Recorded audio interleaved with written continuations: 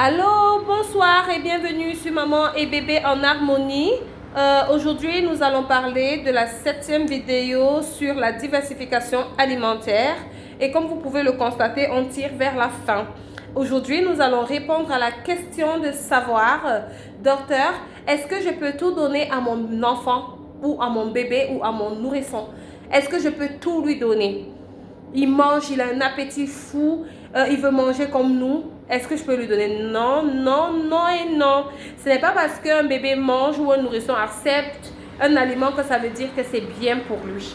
D'accord? On demande d'aller progressivement, le temps que son organisme, son tube digestif s'habitue à certaines textures avant de passer à une autre.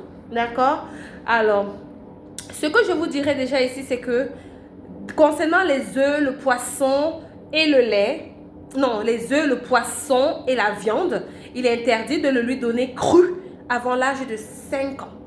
Il faut que l'enfant ait l'âge de 5 ans pour pouvoir consommer les œufs. Par exemple, certains desserts où on met dans lesquels on met des œufs crus. Attention, et ça dépend aussi des habitudes alimentaires. C'est vrai qu'en Afrique, on cuit le plus souvent. Mais dans les pays développés, il y a des recettes, et pas mal, où on mange le poisson cru et la viande crue. D'accord? Donc, c'est interdit chez l'enfant avant 5 ans. La deuxième chose, c'est le miel.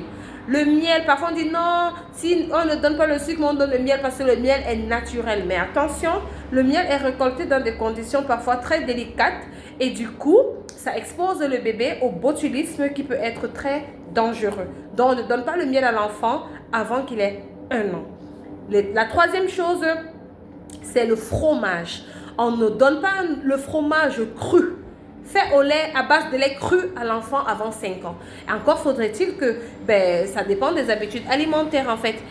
Nous, on a la vache qui rit en Afrique, on a pas mal de petits trucs là, mais ça, c'est fait à base du lait cuit.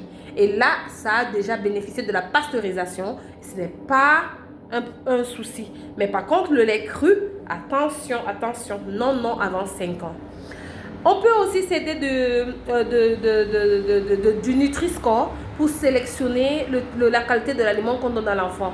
Le Nutri-Score, c'est parfois des petits trucs, des A, B, C, D qu'on trouve inscrits sur les étiquettes dans les grandes surfaces sur les aliments.